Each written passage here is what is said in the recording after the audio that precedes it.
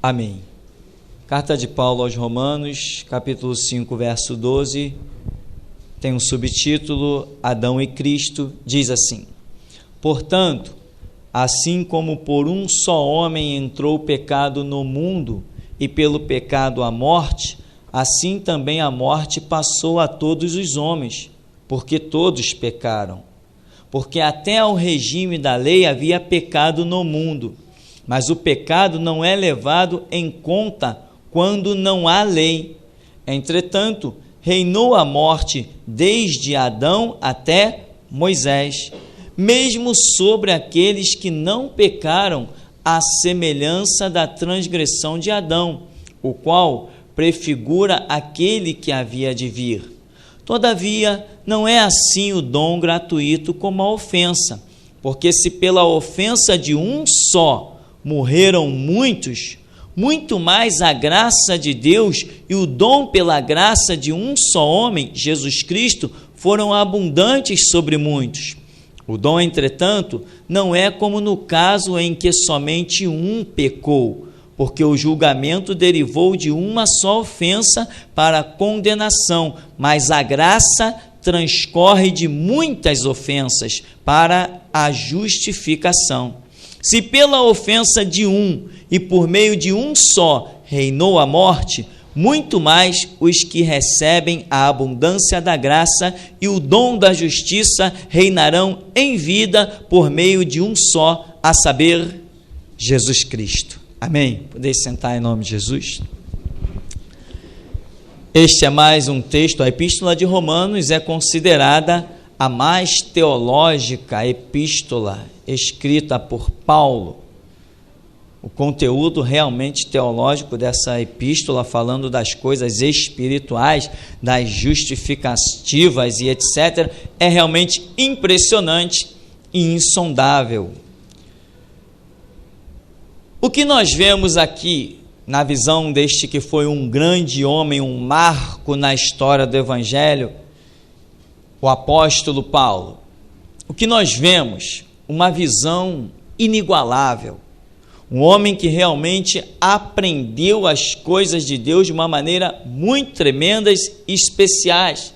Tantas são as virtudes deste homem que a sua falha pouquíssimos percebem, a não ser que seja um estudioso realmente dedicado à Escritura, que se empenhe e que receba a graça de Deus para enxergar certas coisas. Paulo teve falha como todos os homens, mas as virtudes são muito tremendas, muito superiores. E aqui ele está descrevendo algo que eu vejo como uma comparação daquilo que Adão errou e permitiu que acontecesse. O que aconteceu? Adão cometeu um erro e permitiu que a morte reinasse. E ele está dizendo, a semelhança de Adão, por um só homem entrou o pecado no mundo. Mas ele está dizendo, também por um só homem entrou a justificativa. Ele está dizendo, a morte reinou até de Adão até Moisés. Aí Deus começou a dar a lei. A lei já começou a livrar o homem da morte, porque a lei já era um veículo para apontar o homem às suas falhas, os seus pecados, e demonstrar que havia uma salvação, havia um escape, havia a lei era um retorno para Deus. Mas ele vem e diz lá, se pela ofensa de um homem e por meio de um homem reinou a morte, muito mais os que recebem a abundância da graça e o dom da justiça reinarão em vida por meio de um só, a saber, Jesus Cristo, no verso 17. Então ele vem demonstrando como as coisas eram, o domínio, o império do diabo, o homem que aceitou ser subjugado, pegou a lei de Deus e submeteu aos atos do diabo, não prevaleceu com a lei de Deus, porque não deu ouvidos à palavra de Deus. E ele vem dizendo agora, a restauração agora no tempo da graça, essa aqui, ele está dizendo que reinarão em vida, reinarão em vida. Ora, então Apocalipse combina quando Jesus revela a João em Apocalipse 1:6, em que ele diz que Jesus Cristo com o seu sangue nos comprou e nos fez reis e sacerdotes, reino sacerdotal. Então, ele está querendo dizer o quê? Não tem comparação de tudo o que Deus fez, o que ele está realizando nestes últimos dias é maior. Aquela velha história, né? A glória da segunda casa será maior que a primeira, a glória desta última casa será maior que a da primeira. Então Paulo está falando, olha, isso aqui é reinar em vida com Cristo. Por quê? Porque muitos esperam reinar com Cristo depois da morte. Esta foi a visão que a igreja se deixou atrofiar. Não, eu vou aqui levando a minha vida miserável nesse mundo desgraçado, mas eu creio em Deus. Um dia eu vou reinar com Cristo em glória. Não era assim que nós ouvíamos? Era assim que nós ouvíamos. Não, eu estou aqui, não, eu posso ser um pobre, um necessitado, um desamparado nesse mundo, mas eu creio, eu sei que eu vou ser salvo e vou reinar com Cristo, eu vou ter uma mansão no céu, eu vou ter ruas de ouro. Não era assim? Paulo está dizendo, não, não é essa a visão. Vai reinar em vida. Vai reinar em vida. O poder e a glória, porque ele está dizendo assim, a graça, a justificação está superabundante. Ele mesmo vai dizer, onde abundou o pecado, superabundou a graça. Que restauração é esta que Paulo está falando? Do que Paulo está falando? Paulo está falando da vida de Cristo. E a vida e a vinda de Cristo nós podemos resumir em Evangelho de nosso Senhor e Salvador Jesus Cristo. E aí que eu entro na questão e te pergunto, o que é o Evangelho? O Evangelho é a lei de Deus para o homem. Lembra que ele falou da lei, mas ele transpassa a lei e vai adiante. Ele não se detém até Moisés. Ele vem a Cristo, onde nós estamos. Nós estamos em Cristo. E ele vai dizer, se alguém está em Cristo, é nova criatura. As coisas velhas passaram e tudo se fez novo. O tempo da escravidão passou. O tempo de ser subjugado pelo pecado passou. O tempo de ser afligido por Satanás passou, porque a graça é superabundante. Não tem mais esse papo do diabo estar me perseguindo. Eu é que persigo ele. Eu fui chamado para desfazer as obras do diabo. E ele sabe disso. Ele não vai ousar parar no meu caminho ou no seu, porque ele sabe o selo que está na nossa testa. Ele enxerga, nós não enxergamos, mas ele enxerga quem está do nosso lado. Aleluia. Então, a graça é superabundante, é tremenda, o favor de Deus é inigualável. Por um homem entrou o pecado no mundo. Por que que este pecado entrou no mundo? Esse primeiro homem, Adão, ele permitiu, lembra que o diabo diz para Jesus lá em Mateus 4, olha os reinos da terra, olha a glória aí do mundo, eu dou a quem eu quiser, porque isso me foi entregue. O diabo falou isso diante de Jesus, e aquilo realmente ele tinha sido entregue, quando? Quando Deus criou o homem, ele disse para o homem o quê? Domine o homem sobre toda a obra da criação. Dominar significa não se submeter a nada. É isso que significa dominar, é não aceitar, executar a palavra de ninguém. Você tem o domínio, é você que tem a palavra, todos têm que se curvar à tua palavra, não é você se curvar à palavra de ninguém. Mas eis que o diabo se apresentou e disse, olha o fruto, havia um estatuto, não toque nesse aqui. Adão, olha, está vendo a terra? Aonde você enxerga e aonde você não enxerga, faz disso aí o que você quiser, eu entrego tudo isso nas tuas mãos, Adão. É tudo teu. Domine a terra, sujeite a terra, governe sobre os peixes, sobre os animais, sobre as aves, está tudo no teu domínio. Só não toca aqui, na árvore do conhecimento do bem e do mal. Veio o diabo, trouxe uma sugestão e o homem largou o estatuto de Deus, transgrediu, fazendo aquilo que o diabo supôs. Este foi o único erro do homem, descredibilizar a palavra de Deus. Vem Jesus com o Evangelho e nos deixa o quê? Palavras, somente palavras. Ele vem, em outras palavras, está dizendo, sabe aquela palavra que Adão rejeitou lá atrás e permitiu? Eu vou mostrar uma coisa para vocês. Vem o Espírito Santo, pega Jesus, leva para o deserto. Agora, Jesus prova que Adão poderia ter vencido o diabo.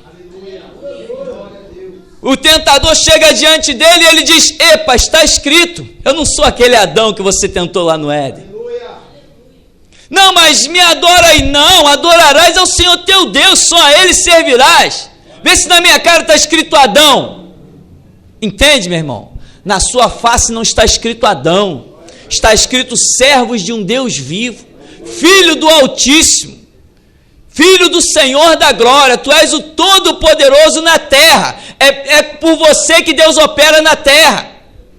1000 cairão ao seu lado, 10.000 à sua direita. Sabe por quê? Porque na terra Deus olha você como Todo-Poderoso. E Ele vem dar-nos um estatuto chamado Evangelho. Vence o diabo, mencionando as palavras, nos deixa a palavra, diz assim, eu vos dou poder para pisar serpentes, escorpiões e toda a força do diabo, e nada vos causará dano algum. Cadê esse poder? Está escrito aqui. São essas palavras que nos dão poder. O que são essas palavras? É a renovação, é a restauração do estatuto de Deus na terra. Por isso, era chamado Antigo Testamento e agora é chamado Novo Testamento. Deus continua procurando uma nação que ande segundo os seus estatutos. Deus continua procurando uma nação revolucionária para mostrar que o estatuto dele é maior que qualquer homem possa confeccionar na face da terra. Aleluia. Deus está procurando revolucionários, pessoas que libertem-se pela compreensão do seu entendimento. Adão aceitou o estatuto do diabo. Não, pode tocar, o meu estatuto é o seguinte, pode tocar, no dia que você tocar você não vai morrer nada, os olhos de vocês vão abrir, vocês vão ser semelhantes a Deus. Foi o estatuto do diabo. Aí Adão largou mão do estatuto de Deus, foi lá e se alimentou daquilo que não poderia ser alimentado. O que mudou na vida de Adão? Para melhor não mudou nada, só mudou para pior. Ele foi realmente enganado.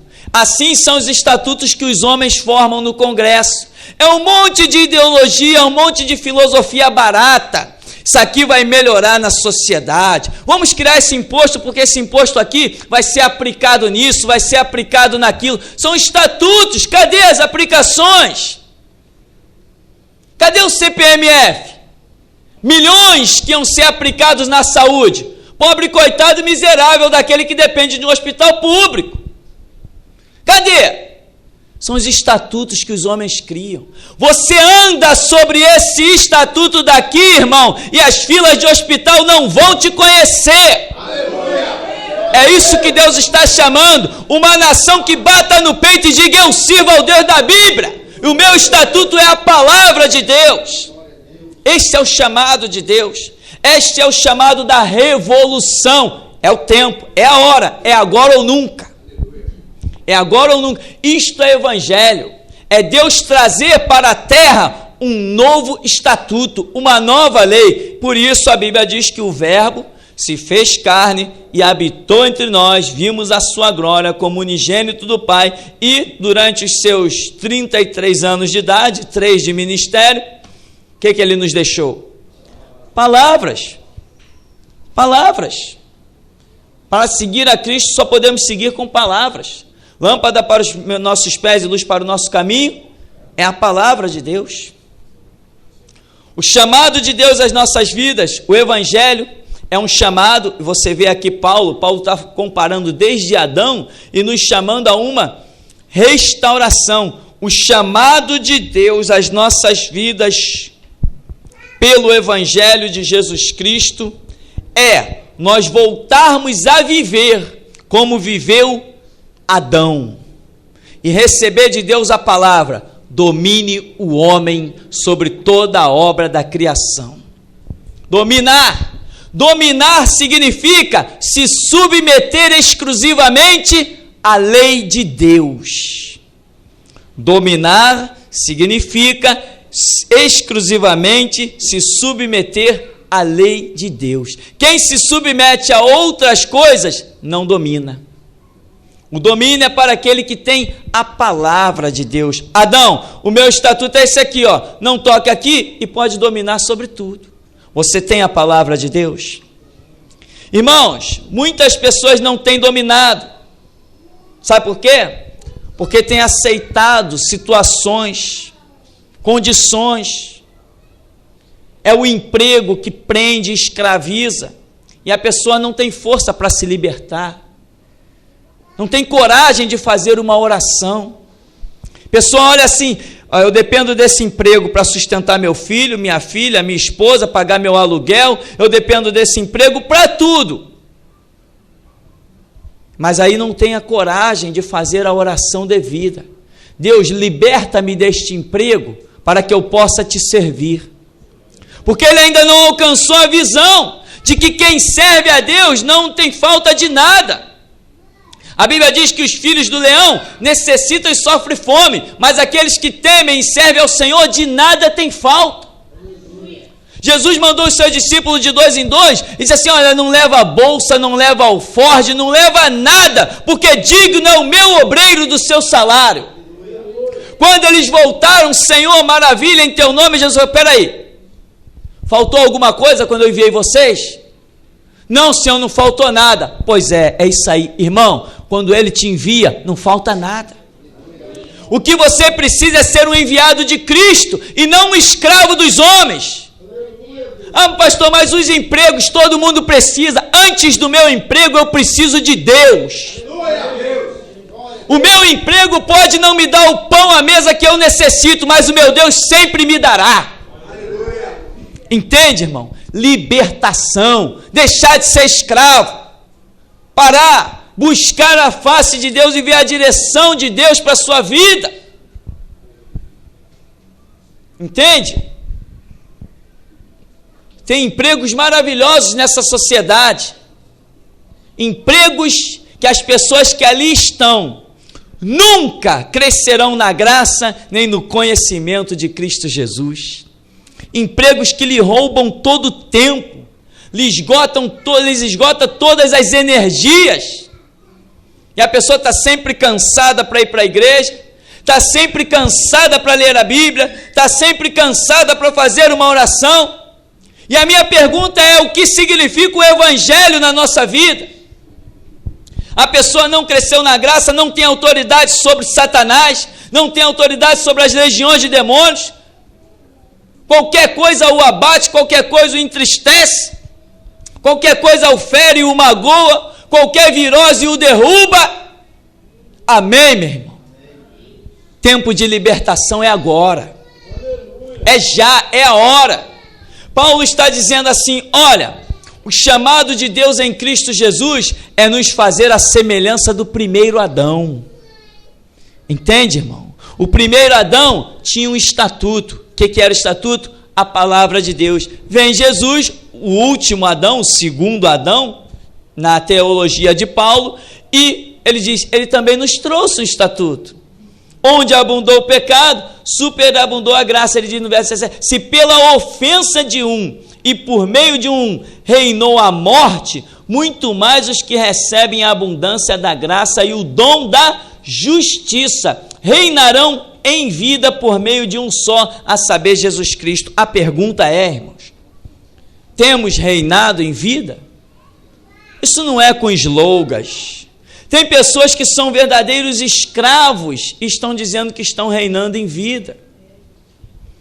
Reinar em vida, reinar, é você não ser escravo, é você ter paz, alegria, a prosperidade, o pão à mesa, é você realmente ter recurso, é realmente você ver que tudo que você necessita, Deus vem te dar, coloca na sua mão. Isto é reinar em vida, reinar com poder e glória. É você não ter medo das enfermidades, não ter medo das setas do diabo, não ter medo de macumbaria, feitiçaria, bruxaria, não ter medo do amanhã.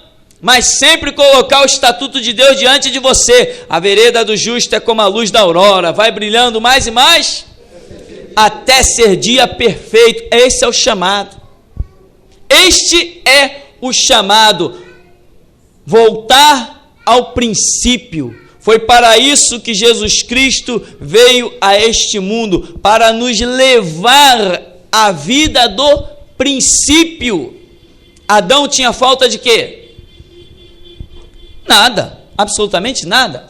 A terra produzia para Adão. Por quê? Porque ele reinava. Meu irmão, tudo aí vai produzir para você.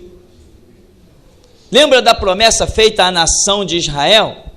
O Espírito do Senhor Deus está sobre mim, me ungiu e tal. E aí Deus vai chegando e diz assim: olha, vós sereis reino sacerdotal. Aqueles que não guardam a minha palavra, esses serão os trabalhadores braçais. Esses vão ser os rachadores de lenha. Esses vão ser os tiradores de água. Hoje tem um monte de crente rachando lenha e tirando água e está dizendo que está reinando em vida com Cristo. É necessário revolução. Revolução primeiro contra a nossa própria vidinha, para que daí Deus opere realmente. Sal da terra e luz do mundo é referencial. Aonde você passar tem que chamar atenção. Você é a luz do mundo. Aonde você passar, alguém tem que vir se abrigar na sua luz ou então ficar incomodado contigo, mas alguma coisa tem que acontecer. Paz e harmonia não tem condição. Ou se rendem à sua luz, ou se tornam seus inimigos e serão. A Bíblia diz que a luz resplandece nas trevas, e as trevas não prevalecem contra a luz. Esse é o chamado. Então, meu irmão, observa que Paulo diz no começo: assim como por um só homem entrou o pecado no mundo, e pelo pecado a morte, assim também a morte passou a todos os homens, porque todos pecaram.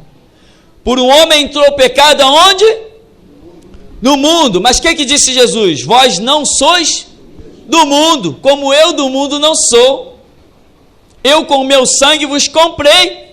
Se vós fosseis do mundo, o mundo os amaria. Mas porque eu vos comprei com o meu sangue, o mundo vos odiará. Então o que sucede ao mundo não sucede a nós, porque nós não somos chamados mundo, nós somos chamados igreja. E Jesus Cristo disse que as portas do inferno, que é o mundo, não prevalecem contra a sua igreja. Isto é a teologia, meu irmão, simples do Evangelho. Você tem o Evangelho na tua vida? Alguma coisa tem que mudar. A sua vida tem que ser transformada. A sua vida tem que ser transformada. Me permita usar o meu exemplo. Eu estava lá no meu emprego, trabalhei em muitas empresas, e a minha visão era de trabalhar em empresa. Jesus me abençoa, me dá um emprego. Quando a empresa anunciava um corte, eu dizia: meu Deus, lá vou eu de novo para as filas. Toma currículo para cá, currículo para lá, sai embaixo de chuva. Isso é normal? Em termos, vamos até considerar normal. Chegou uma época, meu irmão, que eu estava dentro de uma empresa e eu resolvi comprar um Novo Testamento pequenininho para estar lendo dentro daquela empresa, porque sobravam uns tempinhos vagos.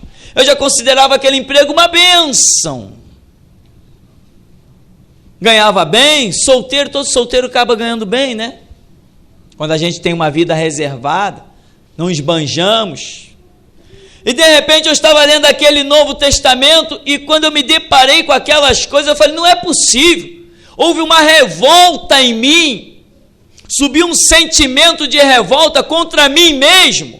E eu falei: eu tenho que parar de levar essa vidinha inútil. E eu fechei o Novo Testamento com certa ira e disse assim: Deus, se essas palavras são verdadeiras, muda a minha vida, transforma a minha vida. Eu quero ser um homem de fé, quero ver resultado.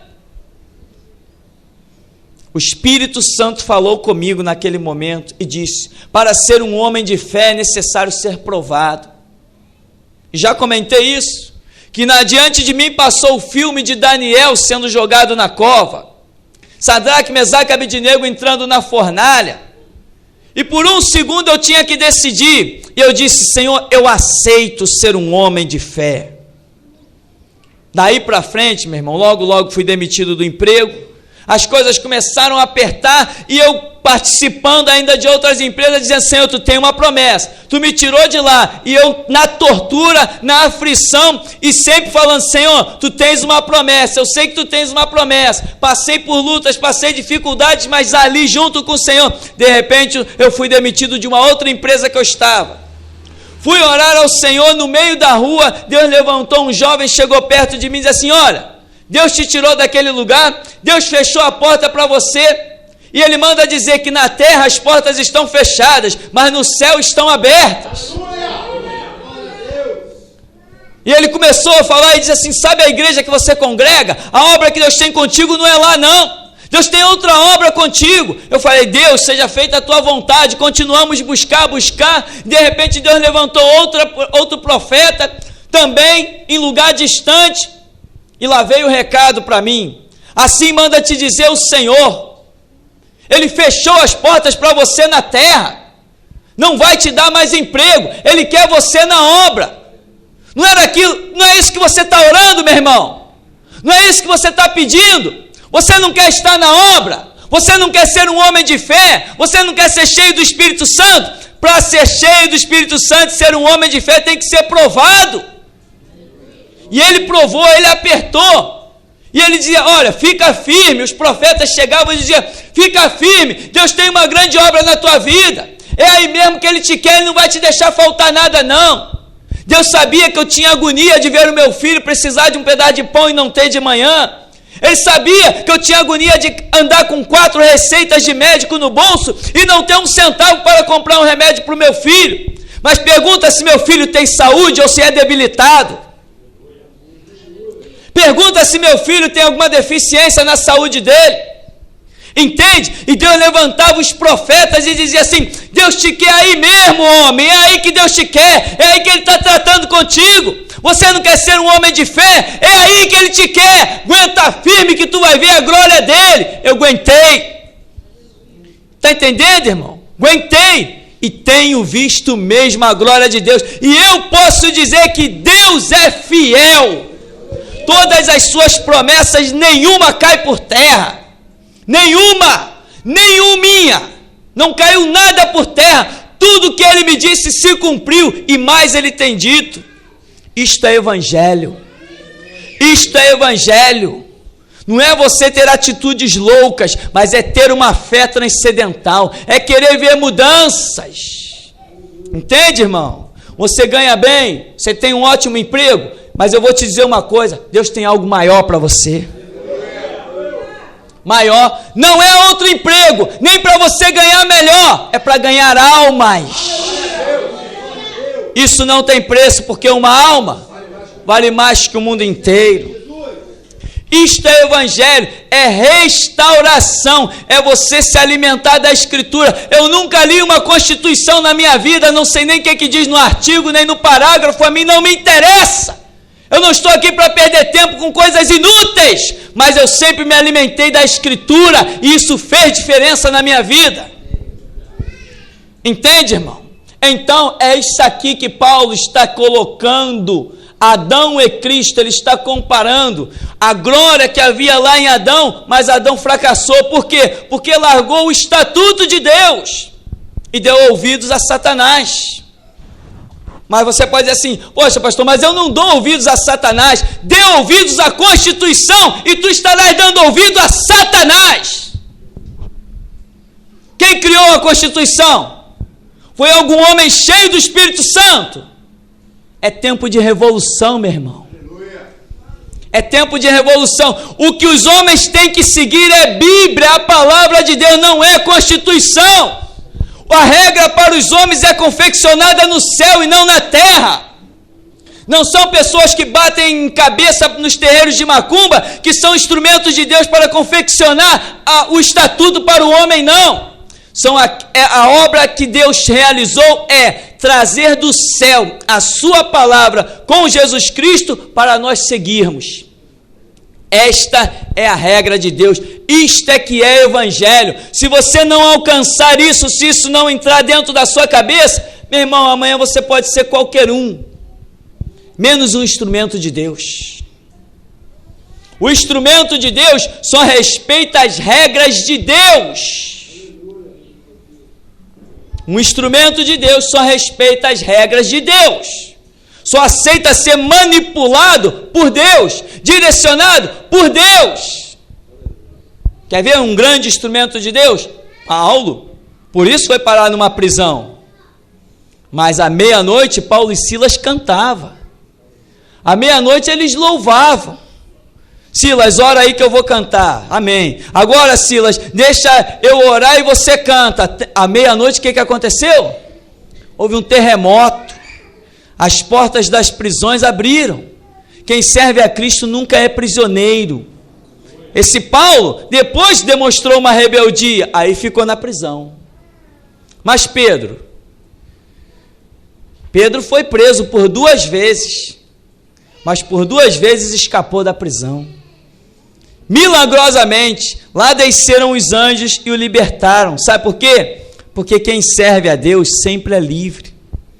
Nunca se pode aprisionar um servo de Deus, a menos que Deus queira que ele fique lá. Se Deus não quiser, ele não fica. E os anjos que libertaram Pedro, Paulo, Silas, eu te garanto uma coisa, eles continuam vivos. Então, meu irmão, o que é o evangelho para você? Igreja não é um local para você se reunir no final de semana. Não, para se reunir no final de semana, tem as praias, tem os clubes, tem a Quinta da Boa Vista, tem o Alto da Boa Vista. Igreja é um lugar para você se deixar transformar a mente pelo poder da palavra. Igreja é para você ser alvo do que diz, conhecereis a verdade e a verdade vos libertará. Se alguém está em Cristo, diz Paulo, nova criatura. Então você tem que botar na balança os seus pensamentos. O que você pensava quando estava no mundo e o que você pensa hoje, se dizendo ser uma nova criatura em Cristo Jesus. Alguma coisa mudou ou permanece a mesma coisa? Quando nós estávamos no mundo, eu tenho que formar o meu filho, dar um curso, um concurso, para ele virar um funcionário público. Não era assim? A filosofia de muita gente, eu tenho que formar o meu filho, para ele conseguir um bom emprego, para isso, para aquilo. Meu filho tem que ser uma pessoa estudada, porque para conseguir um bom emprego. Não, tudo isso tem que ser uma pessoa formada, estudada, para que tenha mais capacidade de compreensão da Escritura. Martinho Lutero disse assim: eu temo que as faculdades se transformem em grandes portas do inferno, a menos que diligentemente se preocupem em ensinar às pessoas o caminho da verdade, a Escritura. E ele estava certo. Hoje as pessoas repousam sobre um canudo da faculdade e se declinam a entrar pelo inferno. Monte de gente formada descendo as chamas do inferno, mas pequeninos, semi-analfabetos, porque aprenderam um versículo da Bíblia, escaparam da condenação vindoura, encontraram o caminho da verdade. Engenheiros, professores, filósofos, teólogos, um monte de gente com canudo está baixando as chamas do inferno, mas Jesus Cristo disse assim: graças te dou, ó Pai, Senhor dos céus e da terra, porque ocultaste estas coisas aos sábios e entendidos e as revelaste aos pequeninos.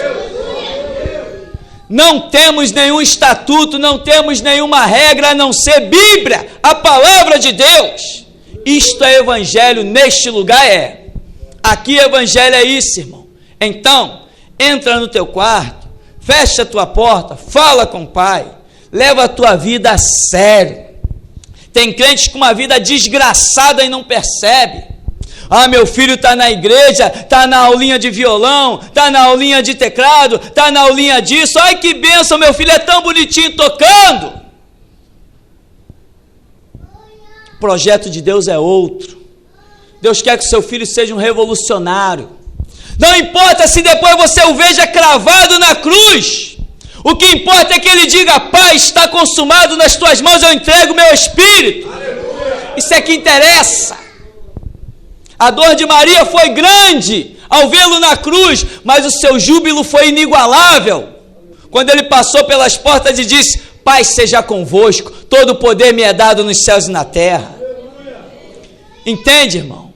Você tem que saber o que é o evangelho para você, o que significa, o que Deus quer da sua vida. Você ainda é o que? Um Adão sepultado, morto? Ou você é como Paulo diz: se é verdade que com ele morremos, com ele também ressuscitaremos e reinaremos. E o que Paulo diz aqui é que nós vamos reinar em vida. Em vida. Os teus inimigos, meu irmão, eles podem te perseguir, mas não podem te alcançar. As armas dos homens podem matar os homens, mas não existe arma que mate um filho de Deus. Isso é fé, e cada um anda na fé que alcançou. Crente que é crente não tem medo de revólver, porque está escrito que a tua verdade, ó Pai, é escudo e bloqueio. Não temerás espanto noturno, nem seta que voe de dia, nem peste que ande na escuridão, nem mortandade que assola ao meio-dia. 1000 cairão ao teu lado, 10.000 à tua direita, e tu não serás atingido. Quem disse isso não é homem que mente, nem filho de homem que se arrepende. Evangelho é libertação. Aleluia. Confiança plena em Deus. Aleluia. Mas os exércitos, Eliseu está aguardando por eles. Mas Eliseu morreu, mas o Espírito Santo não. Só que o Espírito Santo só trabalha sobre a vida de Eliseu, de Elias, de Josué, de Jeremias. Esses que nós queremos ser, movidos pelo Espírito Santo. Então, meu irmão, procure saber o que Deus tem da sua vida. Vá para a intimidade. Vá para a intimidade com Deus. Quando eu estava fazendo seminário, alguns anos atrás, havia um irmão que ele estava no último ano do seminário. Faltava uns 2 meses para esse irmão concluir o seminário. Veio uma proposta de emprego irrecusável da Rede Globo. E ele largou o seminário e foi se transformar num funcionáriozinho da Rede Globo. Ele largou um chamado poderoso que existia na vida dele para ser um homem contando dinheiro. Eu prefiro a morte, meu irmão. Se eu quero contar alguma coisa, eu quero contar as almas que serão redimidas pelo meu ministério. Eu quero contar as vidas que conhecerão a verdade por eu pregar com ousadia, com valentia. Mesmo que eu morra, eu continuarei contando as almas que serão remidas com o meu sacrifício, com o meu empenho, com a minha dedicação. Porque a cruz que Pedro foi crucificado de cabeça para baixo, até hoje é mensagem para todos aqueles que conhecem a verdade.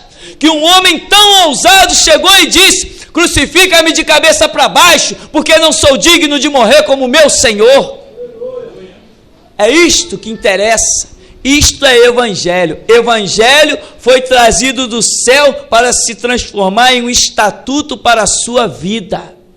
Para de levar vidinha, meu irmão. Para. Deus está esperando você na intimidade do quarto. Ele quer falar contigo. Ele quer te dirigir. Ele quer te abençoar. Ele quer te mostrar que a obra que Ele tem na sua vida nem começou.